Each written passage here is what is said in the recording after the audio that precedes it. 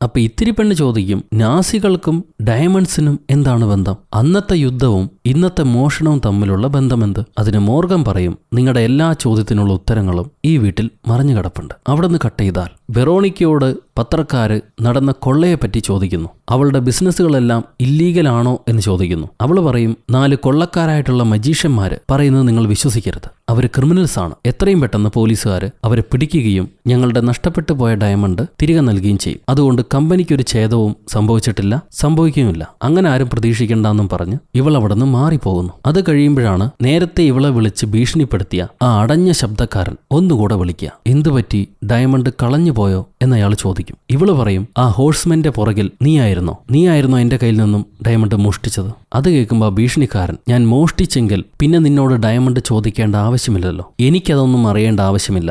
അടുത്ത ആഴ്ച നടക്കുന്ന അബുദാബി മീറ്റിംഗിൽ വെച്ച് നീ എനിക്ക് ആ ഡയമണ്ട് കൈമാറണം. നിനക്ക് വേണ്ട എവിഡൻസ് ഞാൻ തിരികെ നൽകും, അതല്ലെങ്കിൽ ഈ ലോകം നിന്നെ മനസ്സിലാക്കുമെന്ന് പറഞ്ഞിട്ട് അയാൾ കോള് കട്ട് ചെയ്യുന്നു. അത് കഴിയുമ്പോൾ ഇവള് പത്രവാർത്തയിൽ നിന്നും ഹോഴ്സ്മെന്മാര് ഫ്രാൻസിലാണുള്ളതെന്ന് മനസ്സിലാക്കും. ഉടനെ ഫ്രാൻസിലെ പ്രധാനമന്ത്രിയെ വിളിച്ച് അവരുടെ പോലീസ് സപ്പോർട്ട് ചോദിക്കുകയാണ് വെറോണിക്ക.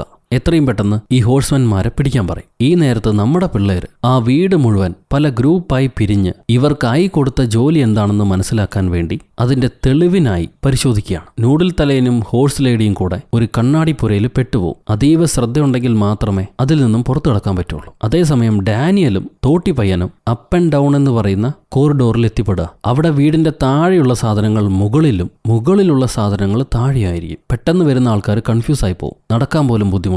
ഇനി ഈ മുറി നേരെയാക്കണമെങ്കിൽ അവിടെ നേരെ ഇരിക്കുന്ന ഒരു ചിത്രം തലകീഴായിട്ട് മറിച്ച് വെച്ചാൽ മതി. അങ്ങനെ ഒരു സെറ്റപ്പ് ഉണ്ട് അവിടെ. അത് കഴിയുമ്പോൾ നമ്മുടെ മൊട്ട ഹോഴ്സ്മാൻ അവൻ മറ്റൊരു പടിപ്പുരയിലേക്കാണ് ചെന്നെത്തിപ്പെടുക. അവിടുത്തെ പടിയിലൂടെ കയറി പോകുമ്പോൾ ഏത് പടിയിലൂടെയാണ് കയറേണ്ടത് ഇറങ്ങേണ്ടതെന്ന് മനസ്സിലാവില്ല. അതീവ ശ്രദ്ധ ഉണ്ടെങ്കിലേ മനസ്സിലാക്കാൻ പറ്റും. പിന്നെ മറ്റൊരു മുറിയുണ്ട്. കാണാൻ സാധാരണ മുറിയായിട്ട് തോന്നുമെങ്കിലും ഒരു ഭാഗം വളരെ താഴ്ചയുള്ളതും മറ്റൊരു ഭാഗം നല്ല ഉയർച്ചയുള്ളതുമാണ്. അങ്ങനെ കൺഫ്യൂസ് ആക്കുന്ന ഒരു മുറി. അവസാനം വരെയും തേടി ഇവരെന്തിനാണ് അവിടെ എത്തിപ്പെട്ടതെന്ന് മനസ്സിലായിട്ടില്ല. ഇപ്പൊ നമ്മുടെ മജീഷ്യന്മാരൊക്കെ മാജിക്കിലുള്ള കൂടുതൽ കഴിവ് ആർക്കാണെന്ന് മനസ്സിലാക്കാൻ വേണ്ടി പരസ്പരം ഒരു ഡിബേറ്റ് പോലെ ഇവർ മാജിക് കാണിച്ച് കളിപ്പിക്കുക. അങ്ങനെ കാണിച്ച് വരുമ്പോഴാണ് ഈ മാജിക് എല്ലാം ഉണ്ടാക്കിയ ജാസ്പർ എന്ന വ്യക്തിയുടെ ഫോട്ടോ നൂഡിൽ തലയും കാണുക. അങ്ങേരാണ് ഫേക്ക് സിറ്റിയും ഫേക്ക് ടാങ്കും ഒക്കെ ഉണ്ടാക്കിയത്. ഒരുപക്ഷെ അദ്ദേഹം തന്നെ ഫേക്ക് ആണെങ്കിലോ നമുക്ക് പരിശോധിക്കാമെന്നും പറഞ്ഞ് പുള്ളിക്കാരന്റെ ഫോട്ടോ ഈ പയ്യൻ തൊട്ടു നോക്കും. അത് ഒറിജിനൽ ഫോട്ടോയല്ല. ഇവൻ അതിലൂടെ കൈയിടുമ്പോൾ അകത്ത് ഒരു കെട്ട് ഡോക്യുമെന്റ്സുകൾ ചുരുട്ടി വെച്ചിട്ടുണ്ട്. ഇതവർ പരിശോധിക്കുക. അതിനകത്ത് 2ാം ലോക മഹായുദ്ധം നടന്നപ്പോൾ അതിൽ പങ്കെടുത്ത നാസി ക്രിമിനൽസിന്റെ ഡീറ്റെയിൽസ് ആയിരിക്കും ഉണ്ടായിരിക്കുക. ആ നാസി ക്രിമിനൽസിൽ ഒരാള് വെറോണിക്കയുടെ അച്ഛനാണ്. സോ വെറോണിക്കയുടെ അച്ഛൻ അന്നുണ്ടാക്കിയ ഡേർട്ടി മണിയാണ് പിന്നീട് വെറോണിക്കയ്ക്ക് കൈമാറിയത്. ആ വാൻഡൻബർഗ് എന്ന കമ്പനി. ആ കമ്പനി കെട്ടിപ്പൊക്കിയത് തന്നെ ഒരുപാട് പേരുടെ ശവശരീരത്തിന് മുകളിലാണ്. അതുകൊണ്ട് ആ കമ്പനിയെ തന്നെ ഇല്ലാതാക്കണം. അതാണ് ആയി ആവശ്യപ്പെടുന്നതെന്ന് മോർഗൻ പറയും. അപ്പൊ ഈ തോട്ടി പയ്യൻ വെറോണിക്കയുടെ ഫാമിലിയെ പറ്റി കൂടുതൽ സെർച്ച് ചെയ്യുന്നു. അത് ഇന്ന് മറ്റു ചില കാര്യങ്ങളും കൂടെ അവർ മനസ്സിലാക്കും. വെറോണിക്കയുടെ അമ്മ ആത്മഹത്യ ചെയ്തു. അവർ ആത്മഹത്യ ചെയ്ത് ഒരാഴ്ച കഴിഞ്ഞപ്പോൾ അവരെ വീട്ടിലെ ജോലിക്കാരിയും അപകടത്തിൽപ്പെട്ട് മരണപ്പെടുന്നു. കൂടെ ഒരു മോനുണ്ടായിരുന്നു. ബ്രേക്ക് ഫെയിലിയർ ആയിട്ടാണ് ആ ആക്സിഡന്റ് സംഭവിച്ചത്. അതെങ്ങനെ സംഭവിച്ചോന്ന് ഇന്ന് വരെ തെളിഞ്ഞിട്ടില്ല. ഇതിവർ പറഞ്ഞുകൊണ്ടിരിക്കുമ്പോഴായിരിക്കും ഫ്രാൻസിലെ പോലീസുകാർ നമ്മുടെ പിള്ളേരുള്ള സ്ഥലം മനസ്സിലാക്കി വമ്പൻ പടയായിട്ട് അങ്ങോട്ട് വന്നെത്തിയിരിക്കുന്നു. ഇതറിഞ്ഞ് മോർഗൻ പറയും, നിങ്ങളെ ഒരുമിച്ച് കണ്ടാൽ പോലീസ് ലോക്ക് ചെയ്യും. അതുകൊണ്ട് ഗ്രൂപ്പായി പിരിഞ്ഞ് ഇവിടുന്ന് രക്ഷപ്പെടാനുള്ള വഴി നോക്കും. ഞാൻ അവരുടെ ശ്രദ്ധ തിരിക്കാം എന്ന് പറയും. പോലീസുകാരകത്ത് വരുമ്പോഴേക്കും ഇവരോരോ കൂട്ടരും ഓരോ ഭാഗത്തൂടെ രക്ഷപ്പെടാൻ നോക്കുക. നമ്മുടെ ഡാനിയലും തോട്ടിപ്പയ്യനും ആ തലകീഴായ കോറിഡോറിനകത്തേക്ക് കയറും. പോലീസ് വരുമ്പോൾ മറ്റേ തിരിയുന്ന പടം തിരിച്ച് ഇവര് പോലീസുകാരെ വീഴ്ത്തി അവിടെ നിന്ന് രക്ഷപ്പെട്ടു പോവാണ്. വേറെ 2 പേര് ജാക്കിനെയും ഇത്തിരി പെണ്ണിനെയും പിടിക്കാൻ വരിക. അവർ ആ ചെറിയ വലിയ മുറി കയറി പോലീസുകാരെ പറ്റിച്ച് രക്ഷപ്പെടും. പിന്നെ നമ്മുടെ വെള്ളപ്പെണ്ണും കേളിത്തലേനും അവർ ആ ചില്ലുകൊട്ടാരത്തിനകത്ത് കയറി പോലീസുകാരെ പറ്റിച്ച് രക്ഷപ്പെടും. മൊട്ടയാവട്ടെ പടി കയറി പോകുന്നതിന് പിന്നാലെ പോലീസുകാർ പോയിട്ടും അവനെ പിടിക്കാൻ പറ്റുന്നില്ല. കുറച്ച് പോലീസുകാർ മോർഗനെ ലോക്ക് ചെയ്തു. എന്നാൽ മോർഗൻ ആ കണ്ണാടി വിദ്യയിൽ അതിപ്രസരിപ്പുള്ള ആളാ. കണ്ണാടിയുടെ പിറകെ ചെന്നാൽ പിന്നെ ആളെ കാണാൻ പറ്റൂല. പുള്ളിക്കാരൻ പോലീസുകാർക്ക് ഞാൻ ഇപ്പോൾ ഒരു വിദ്യ കാണിക്കാമെന്നും പറഞ്ഞ് കണ്ണാടിയുടെ പിറകിലേക്ക് പോകുന്നു. എന്നാൽ ഒരു പോലീസ് മോർഗനെ ഷൂട്ട് ചെയ്യുന്നുണ്ട്. മോർഗൻ എവിടെയാ പോയെന്നറിയില്ല. എന്നാലും ഈ പോലീസുകാരന്റെ വെടി പാവം മോർഗന് കൊണ്ടു. ഈ സമയത്ത് മൊട്ടയും ജാക്കും ഇത്തിരി പെണ്ണും പോലീസിന്റെ പിടിയിലകപ്പെടുകയാണ്. ബിൽഡിങ്ങിന് താഴെയുള്ള ടണൽ വഴി ബാക്കിയുള്ളവർ രക്ഷപ്പെട്ടു പോകും. എന്നാൽ അവിടെയായിരിക്കും വെടികൊണ്ട മോർഗൻ ഇവർക്ക് വേണ്ടി കാത്തു നിൽപ്പുണ്ടാവുക. അങ്ങേർക്ക് വെടികൊണ്ടതുകൊണ്ട് ഇവരോടൊപ്പം ഓടി രക്ഷപ്പെടാൻ കഴിയില്ല. അപ്പോഴാണ് മോർഗൻ പറയുക, എനിക്കറിയുമായിരുന്നു ഇതാണ് എന്റെ ഫൈനൽ ട്രിക്ക് എന്ന്. അതുകൊണ്ട് ഞാൻ സന്തുഷ്ടനാണ്. നിങ്ങളെ സഹായിക്കാനെങ്കിലും എനിക്ക് കഴിഞ്ഞല്ലോ. നിങ്ങൾ ഇനി എന്നെ നോക്കരുത്, മുന്നോട്ട് പോവുക, വെറോണിക്കയെ തടയുക. എന്റെ മാജിക് ഈ ട്രിക്കോട് കൂടി അവസാനിക്കുന്നു എന്നും പറഞ്ഞ് മോർഗൻ അവിടെ മരിച്ചു വീഴുന്നു. പോലീസിന്റെ ശബ്ദം കേൾക്കാം. ഇനിയും അവർക്ക് കാത്തു നിൽക്കാൻ കഴിയില്ല. അതുകൊണ്ട് ബാക്കിയുള്ളവർ അവിടെ നിന്ന് ഓടി രക്ഷപ്പെടുന്നു. ഇപ്പൊ അവര് ബിൽഡിങ്ങിന് പുറത്തേക്ക് എത്തിക്കഴിഞ്ഞു. ഇനി പോലീസിന്റെ പിടിയിൽ പെടില്ല. എന്നാൽ ആ സമയത്തായിരിക്കും കൂടെ ഉണ്ടായിരുന്ന 3 പേര് പോലീസിൽ അകപ്പെട്ടു എന്നവർ മനസ്സിലാക്കുന്നു. നമ്മുടെ തോട്ടിപ്പയ്യൻ പോലീസിനെ ആക്രമിച്ചിട്ടാണെങ്കിലും അവന്റെ കൂട്ടുകാരിയെ രക്ഷപ്പെടുത്തണം എന്ന വാശിയിലായിരിക്കും. എന്നാൽ പോലീസിന്റെ കയ്യിൽ ഇവർ പെട്ടുപോയാൽ പിന്നെ ആർക്കും തന്നെ രക്ഷയുണ്ടാവില്ല. ഇത് ഡാനിയൽ പറഞ്ഞിട്ട് അവരെ രക്ഷപ്പെടുത്താൻ മറ്റൊരു ട്രിക്ക് നമ്മുടെ കയ്യിലുണ്ടെന്ന് പറയും. ഈ സമയത്ത് മൊട്ട ഹോഴ്സ്മെന്നെ കാണാൻ സ്റ്റേഷനിലേക്ക് നമ്മുടെ വെറോണിക്ക വരികയാണ്. മൊട്ടയ്ക്ക് വെറോണിക്കയോട് ദേഷ്യം ഉണ്ടാവും. കാരണം മോർഗന്റെ മരണത്തിന് കാരണം വെറോണിക്കയാണല്ലോ. അതുകൊണ്ട് ഇനിയുള്ള എന്റെ പ്രതികാരം നിന്നോട് പേഴ്സണൽ ആയിരിക്കുമെന്ന് മൊട്ട പറയുന്നു. വെറോണിക്ക ചിരിച്ചുകൊണ്ട് എന്റെ അച്ഛന് മജീഷ്യന്മാരെ ഒരുപാട് ഇഷ്ടമായിരുന്നു. എന്നാൽ ഞാൻ ഒരു മജീഷ്യനെ ഇഷ്ടപ്പെടുന്നില്ല. അദ്ദേഹം ഒരു ചുവന്ന കർച്ചീഫ് വായിൽ വെച്ച് മറച്ചു കളയും. ആ ട്രിക്ക് പഠിക്കാൻ ഞാൻ ആഗ്രഹിച്ചിരുന്നു, അങ്ങേരെ ഇഷ്ടപ്പെടുത്താൻ വേണ്ടി. എന്നാൽ ഒരിക്കലും അത് നടക്കില്ലെന്ന് മനസ്സിലായപ്പോഴാണ് ഞാൻ മാജിക്കിനെ വെറുത്തു തുടങ്ങിയത്. നമ്മളെല്ലാവരും സാധാരണ മനുഷ്യരാ. നമുക്കാർക്കും പ്രത്യേക പവറുകളൊന്നുമില്ല. നിന്റെ ചീപ്പ് മെന്റലിസം ട്രിക്ക് എന്നോട് ഉപയോഗിക്കണ്ട. എന്റെ ഡയമണ്ട് എവിടെയാണെന്ന് നീ ഇപ്പൊ പറയണം. ഇത് കേട്ട് മൊട്ട പറയും, നിങ്ങൾ തെറ്റിദ്ധരിച്ചിരിക്കുകയാണ്. ഞാൻ ഒരിക്കലും പറഞ്ഞിട്ടില്ല ഞങ്ങൾ മജീഷ്യന്മാർക്ക് പ്രത്യേക കഴിവുണ്ട്, മെന്റലിസം പഠിച്ചതുകൊണ്ടാണ് ഞങ്ങൾ ഇതെല്ലാം ചെയ്യുന്നതെന്ന്. എന്നാൽ അങ്ങനെയല്ല. മറ്റൊരാളുടെ മുഖത്ത് തന്നെ എഴുതിയിട്ടുണ്ട് അവരുടെ കഥ എന്താണെന്ന്. നമുക്കത് വായിച്ചാൽ മാത്രം മതി. ഇപ്പൊ എക്സാമ്പിൾ, നിങ്ങൾ പറഞ്ഞിരുന്നല്ലോ അച്ഛന് നിങ്ങളോട് സ്നേഹമുണ്ടായിരുന്നില്ല എന്ന്. അങ്ങനെയാണെങ്കിൽ നിങ്ങളുടെ അമ്മയുടെ കഥ എന്താ? അമ്മ എന്തുകൊണ്ടാണ് ആത്മഹത്യ ചെയ്തത്? നിങ്ങളുടെ അച്ഛൻ മറ്റാരെങ്കിലും സ്നേഹിച്ചിരുന്നോ? അപ്പോൾ വെറോണിക്കയുടെ മുഖം ദേഷ്യപ്പെട്ട് വരികയായിരിക്കും. അതിൽ തന്നെ മൊട്ടയ്ക്ക് മനസ്സിലായി അവൻ പറയുന്നത് സത്യമാണെന്ന്. അപ്പോൾ അച്ഛന് മറ്റൊരാളോട് ഇഷ്ടമുണ്ടായിരുന്നു. അതാരാണ്? നിങ്ങൾ മുടി പിന്നിലേക്ക് മാറ്റിയതിൽ നിന്ന് മനസ്സിലാക്കി അങ്ങേര് കാര്യമായ ആരെയോ സ്നേഹിച്ചിരുന്നുവെന്ന്. ആരായിരിക്കും അത്? വീട്ടിലെ ജോലിക്കാരിയാണോ? ഹെയർ ഡ്രസ്സറാണോ? ഹൗസ് കീപ്പറാണോ? അവളുടെ അനക്കത്തിൽ അത് ഹൗസ് കീപ്പറാണെന്ന് മൊട്ടയ്ക്ക് മനസ്സിലായി. അവൾ ചിരിച്ചുകൊണ്ട് പറയും, എനിക്കിതിനൊന്നും സമയമില്ല, എനിക്ക് കാര്യമായ മറ്റ് വിഷയങ്ങളുണ്ടെന്ന്. അത് കേൾക്കുമ്പോൾ മൊട്ട, അങ്ങനെയാണെങ്കിൽ അത് ഹൗസ് കീപ്പർ തന്നെയാണ്. സാധാരണ ഞങ്ങളിങ്ങനെ യാഥാർത്ഥ്യങ്ങൾ പറഞ്ഞു തുടങ്ങുമ്പോൾ ആൾക്കാർ ടെൻഷനാവും. അതന്നെയാണ് ഇവിടെയും സംഭവിച്ചിട്ടുള്ളത്. സോ നിങ്ങളുടെ അച്ഛൻ ഹൗസ് കീപ്പറുമായിട്ട് ബന്ധം പുലർത്തിയിരുന്നു. അതറിഞ്ഞിട്ടാണ് അമ്മ ആത്മഹത്യ ചെയ്തത്. അമ്മ ആത്മഹത്യ ചെയ്ത ദേഷ്യത്തിൽ നിങ്ങൾ ഹൗസ് കീപ്പറുടെ കാറിന്റെ ബ്രേക്ക് പൊട്ടിച്ചു. അതാണോ ശരിക്കും സംഭവിച്ചത്? ഇത് കേട്ടുടനെ വെറോണിക്ക, നീ വിവരമില്ലാത്തൊരു വൃത്തികെട്ട മനുഷ്യനാണെന്നും പറഞ്ഞ് എഴുന്നേറ്റ് പോകും. അപ്പൊ മൊട്ട സംസാരിച്ചു കൊണ്ടിരിക്കുമ്പോൾ എഴുന്നേറ്റ് പോകുന്നതും ഒരു സംസാരമാണ്. സത്യമാണ് ഞാൻ പറയുന്നത് എന്നതിനുള്ള തെളിവ്. അവൾ ഒന്നും മിണ്ടാതെ അവിടുന്ന് മാറിപ്പോകുന്നു. ഈ സമയത്ത് സ്റ്റേഷനിലേക്ക് ഒരു കുടിച്ചു തള്ളിയ പോലീസുകാരൻ പിടിച്ചുകൊണ്ട് വരുന്നുണ്ട്. തെരുവിൽ കടന്ന് വഴക്കുണ്ടാക്കുമായിരുന്നു എന്നും പറഞ്ഞ് അവരെ ഇൻസ്പെക്ടർ സെല്ലിനകത്ത് പൂട്ടിയിടാൻ പറയും. സോ ഈ PC പോലീസ് അവരെ സെല്ലി പൂട്ടിയിടാൻ കൊണ്ടുപോകുന്ന വഴി ഈ അമ്മച്ചി തന്റെ മദ്യം ഫ്ലോറിലൊക്കെ ഒഴിച്ചിട്ടാണ് പോകുന്നത്. പോകുന്ന വഴി മൊട്ടേനെയും ജാക്കിനെയും കാണുന്നുണ്ട്. ഇവരെ കണ്ടു കഴിയുമ്പോൾ അമ്മച്ചി സ്വയം കാലടറി നിലത്തേക്ക് വീഴും. ഇവർ വീണ് കഴിയുമ്പോൾ കൈ തുണ്ടായി ഒടിഞ്ഞ് രക്തം ചീരുന്നുണ്ട്. ഇത് കണ്ട് പേടിച്ച പോലീസുകാരൻ ആംബുലൻസിനെ വിളിക്കാൻ വേണ്ടി ഓഫീസിലേക്ക് ഓടാണ്. ആ ഗ്യാപ്പിന് നമ്മുടെ അമ്മച്ചി എഴുന്നേറ്റ് മൂക്കിന്ന് താക്കോലെടുത്ത് ജാക്കിന്റെ മുറി തുറക്കാൻ ശ്രമിക്കുന്നു. അപ്പൊ ഇവിടെ പോലീസുകാരൻ ഓടി വന്ന് SIയോട് ആ അമ്മൂമ്മയുടെ കൈ പൊട്ടി എത്രയും പെട്ടെന്ന് ആശുപത്രിയിലേക്ക് വിളിക്കാൻ പറയും. ആ നേരത്ത് ഇത്തിരി പെണ്ണിനെ കാണുന്നില്ല. അവള് പോലീസുകാരുടെ പിടിയിലുണ്ടായതാ. അവളെ കാണുന്നില്ല. ഇവിടെ കതക് തുറന്ന് അകത്ത് കയറുമ്പോഴാണ് ആ വയസ്സായ തള്ള മറ്റൊരു ഹോഴ്സ്മാൻ ആണെന്ന് മനസ്സിലാവുന്നത്. അവളുടെ പേര് ലൂല എന്നാണ്. ഇവളെയാണ് നമ്മുടെ ജാക്ക് മിസ് ചെയ്തുകൊണ്ടിരുന്നത് ജാക്കിന്റെ പഴയ കാതലി. ലൂല ജാക്കിനെ രക്ഷപ്പെടുത്തുന്നു. അത് കഴിഞ്ഞ് ഇവര് രണ്ടുപേരും കൂടെ വന്ന് മൊട്ടയും രക്ഷപ്പെടുത്തി സെല്ലിന്ന് പുറത്തേക്ക് ഇറങ്ങുമ്പോഴാണ് ഒരു ഗുണ്ടം പോലീസുകാരന്റെ പിടിപ്പെടുന്നത്. നേരത്തെ ഇവള് നിലത്തൊഴിച്ചിരുന്ന ലിക്കറിൽ തീ പിടിപ്പിച്ചിട്ട് ഇവര് പിൻവാതിൽ വഴി രക്ഷപ്പെട്ട് ഓടാൻ വേണ്ടി പ്ലാൻ ചെയ്യുക. അവിടെ ഒരു കാറ് റെഡിയാക്കി നിർത്തിയിട്ടുണ്ട്. എന്നാൽ ഇവർക്ക് ഇത്തിരി പെണ്ണിനെയും കൂടെ കൂട്ടണമല്ലോ. അവൾ എവിടെയാണെന്ന് അറിയില്ല. സോ ജാക്കും ലൂലയും കാർ സ്റ്റാർട്ട് ചെയ്ത് റെഡിയായി നിൽക്കാം. മൊട്ടയോട് ചെന്ന് ഇത്തിരി പെണ്ണിനെ കൂട്ടാൻ പറയും. മൊട്ടയ്ക്ക് എന്താ ചെയ്യേണ്ടതെന്ന് അറിയില്ല. അങ്ങേരാകെ അന്താളിച്ച് നിൽക്കുകയാണ്. എന്തായാലും രണ്ടും കൽപ്പിച്ച് തീയിലേക്ക് എടുത്തു ചാടി ആ പോലീസുകാരനെ ഇടിച്ച് പെണ്ണിനെ രക്ഷപ്പെടുത്താൻ വേണ്ടി സ്റ്റേഷനകത്തേക്ക് പോവാം. അപ്പൊ അവളാണെങ്കിൽ പോലീസുകാരെ എല്ലാം പറ്റിച്ച് സ്റ്റേഷനകത്ത് സർക്കസ് കാണിച്ചുകൊണ്ടിരിക്കുകയാവും. മൊട്ട എങ്ങനെയൊക്കെയോ പെണ്ണിനെ കണ്ടുപിടിച്ച് അവളെ രക്ഷപ്പെടുത്താൻ നിൽക്കുമ്പോൾ ഒരു പോലീസുകാരന്റെ തോക്കുമുനയപ്പെടും. ഇവൻ ആ പോലീസുകാരനെ അടിച്ചിട്ട് പെണ്ണിനോടോടി രക്ഷപ്പെടാൻ പറയും. എന്നാൽ മൊട്ട ബാക്കിയുള്ള പോലീസുകാരുടെ പിടിപ്പെടും. രക്ഷപ്പെട്ട നമ്മുടെ പിള്ളേരെല്ലാം ഒരു പഴയ വീട്ടിൽ ഒത്തുകൂടുന്നു. ഇനി മൊട്ട ഹോഴ്സ്മാനെ എങ്ങനെയെങ്കിലും രക്ഷപ്പെടുത്തണം. അതിനുള്ള വഴി അവർ ആലോചിക്കുക. അപ്പോഴാണ് വെറോണിക്കയുടെ കമ്പനി അബുദാബിയിൽ അവരുടെ പുതിയ കാറിന്റെ ഉദ്ഘാടന പ്രോഗ്രാം വെച്ചിരിക്കുന്ന അറിയാം. നമ്മളെല്ലാവരും അങ്ങോട്ട് പോവുകയാണെങ്കിൽ ഈ ഡയമണ്ട് തിരികെ നൽകാം എന്ന് പറഞ്ഞിട്ട് മൊട്ടയെ മോചിപ്പിക്കാൻ കഴിയും. അതിനോടൊപ്പം തന്നെ വാൻഡൻബർഗ് കമ്പനിയെ ജനങ്ങളുടെ മുന്നിൽ എക്സ്പോസ് ചെയ്യാനും കഴിയും. അതിനുള്ളൊരു ട്രിക്കാണ് നമ്മൾ ഇനി ആലോചിക്കേണ്ടത്.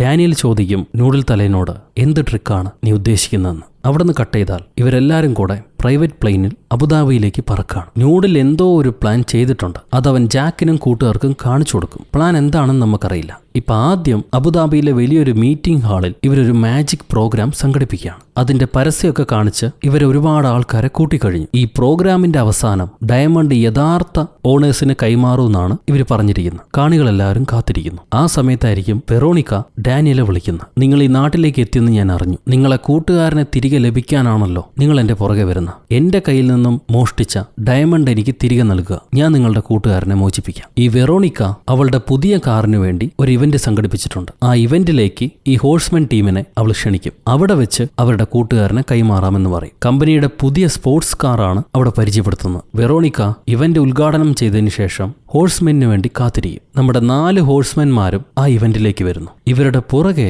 ആരും അറിയാതെ നമ്മുടെ ഇത്തിരി പിള്ളേരും വേഷം മാറി വരുന്നുണ്ട്. അവരൊരു മീഡിയക്കാരനെ പറ്റിച്ച് അയാളുടെ ID കാർഡും വെച്ച് ഇവര് മീഡിയ എന്നും പറഞ്ഞ് കാറിനടുത്തേക്ക് പോകും. കാർ ഷോക്കി വെച്ചിരിക്കുന്ന സെക്യൂരിറ്റിക്കാരനോട് ഞങ്ങൾ പത്രക്കാരാ, കാറിന്റെ കുറച്ച് ഫോട്ടോ എടുക്കണമെന്നും പറഞ്ഞ് ഇവർ കാറിനടുത്തേക്ക് പോകുന്നു. എന്നാൽ സെക്യൂരിറ്റി അതിന് അനുവദിക്കുന്നില്ല. അപ്പോൾ ഇവർ വെറോണിക്കയ്ക്ക് ഫോൺ വിളിക്കുന്ന പോലെ കാണിച്ചിട്ട് ഫോൺ സെക്യൂരിറ്റിയുടെ കയ്യിലേക്ക് കൊടുക്കും. വെറോണിക്കയുടെ ശബ്ദത്തിൽ നമ്മുടെ ഇത്തിരി പെണ്ണ് സംസാരിച്ച് സെക്യൂരിറ്റിയെ പേടിപ്പിക്കുന്നു. സോ സെക്യൂരിറ്റി ഇവർക്ക് ഫോട്ടോ എടുക്കാനുള്ള അനുവാദം കൊടുക്കുകയാണ്. ഈ നേരത്ത് നമ്മുടെ ഹോഴ്സ്മെൻ 4 പേരും വെറോണിക്കയെ ചെന്ന് കണ്ട് ഇവരുടെ കയ്യിലുണ്ടായിരുന്ന ഡയമണ്ട് അവൾക്ക് കൈമാറാണ്. അവൾ ആ ഡയമണ്ട് പരിശോധിച്ച് അത് ഒറിജിനലാണെന്ന് ഉറപ്പുവരുത്തിയിട്ട് മൊട്ട ഹോഴ്സ്മെനെ ഇവരടുത്തേക്ക് വിടുവിക്കും. ഞാൻ പറഞ്ഞ വാക്ക് പാലിച്ചിരിക്കുന്നു, ഇനി നിങ്ങൾക്ക് പോകാമെന്നും പറഞ്ഞ് വെറോണിക്ക ഇവന്റിലേക്ക് കടന്നു പോകുമ്പോഴാണ് പെട്ടെന്ന് അവളുടെ സൂപ്പർ കാർ ആരോ സ്റ്റാർട്ട് ചെയ്ത് ആൾക്കാരെയൊക്കെ പേടിപ്പിച്ച് ഇവന്റ് കുളമാക്കി അവിടുന്ന് രക്ഷപ്പെട്ടു പോവുക. അത് മറ്റാരുമല്ല, നമ്മുടെ തോട്ടിപ്പയ്യൻ തന്നെയാണ്. എന്തായാലും ഈ കുഴപ്പങ്ങൾ ഉണ്ടാക്കിയത് ഹോഴ്സ്മെൻ ആണെന്ന് വെറോണിക്കയ്ക്ക് മനസ്സിലായി. അവൾ ഉടനെ ഓർഡർ ചെയ്യുന്നതനുസരിച്ച് ഈ 5 ഹോഴ്സ്മെനും അവര് നിൽക്കുന്ന സ്ഥലത്തിന് താഴത്തേക്ക് ഒരു കുഴിയിലേക്ക് വീഴും. അവർക്ക് വേണ്ടി ഒരു ട്രാപ്പ് ഒരുക്കിയിട്ടുണ്ടായിരുന്നു വെറോണിക്ക. ഇപ്പൊ 5 പേരും ഒരു ഗ്ലാസ് ബോക്സിനകത്താണ്. വെറോണിക്ക പറയും, എന്റെ ഡയമണ്ടിന് വേണ്ടി മാത്രമായിരുന്നില്ല ഞാൻ കാത്തിരുന്നത്, നിങ്ങൾ 5 പേരെയും ഒരുമിച്ച് കൊടുക്കാൻ വേണ്ടിയിട്ടും കൂടെയാണ്. ഇനി നിങ്ങളുടെ ശല്യം എനിക്കോ ഈ ലോകത്തിനോ ഉണ്ടാവില്ല. ആർക്കും സംശയം വരാത്ത രീതിയിലാണ് ഞാൻ ഈ ട്രാപ്പ് ഒരുക്കിയിരിക്കുന്നത്. നിങ്ങൾ അവസാനം ചെയ്യാൻ ശ്രമിച്ച ഒരു ട്രിക്കിൽ കുടുങ്ങിപ്പോയി 5 പേരും മരണപ്പെട്ടു എന്നായിരിക്കും ന്യൂസ് വരിക. മണലിൽ കുരുങ്ങി മരിച്ച പാവം ഹോഴ്സ്മാൻ, നിങ്ങൾക്ക് വന്ദനെന്നും പറഞ്ഞ് അവൾ ഇറങ്ങിപ്പോവും. നമ്മുടെ പിള്ളേർ ആ ഗ്ലാസ് പെട്ടിക്കകത്ത് കുടുങ്ങിക്കിടക്കുക. അതിലേക്ക് മണൽ ഊർന്ന് വീണുകൊണ്ടിരിക്കുന്നുണ്ട്. അധികം വൈകാതെ ഇവരെല്ലാം ശ്വാസം മുട്ടിച്ചാവും. ഇനി രക്ഷപ്പെടാൻ എന്തെങ്കിലും വഴിയുണ്ടോ നോക്കുക. ഫോൺ എടുത്ത് ആരെങ്കിലും വിളിക്കാൻ നോക്കുമ്പോൾ അതിൽ റേഞ്ചും കാണിക്കുന്നില്ല. ഇനിയിപ്പോൾ രക്ഷപ്പെടാനുള്ള വഴികൾ എന്താണ്? പ്രിൻസിപ്പിൾ ഓഫ് എസ്കേപ്പ് അതെന്തൊക്കെയാണ്? അതിനാദ്യം ഇവരേത് തരത്തിലുള്ള ട്രാപ്പിലാണ് പെട്ടിരിക്കണമെന്ന് നോക്കണം. മണലിന്റെ വേഗതയും ചില്ലിന്റെ വ്യാപ്തവും ഇത് രണ്ടും കണക്കെടുത്ത് നോക്കുമ്പോൾ അരമണിക്കൂറിനുള്ളിൽ ഇവരെല്ലാം മരണപ്പെടും. ഇനി ഈ മണല് നിർത്താനുള്ള വഴിയൊന്നുമില്ല. പിന്നെ വേണമെങ്കിൽ ചില്ല് പൊട്ടിക്കാൻ ശ്രമിക്കാം. പക്ഷെ ആ ചില്ല് ബോക്സിൽ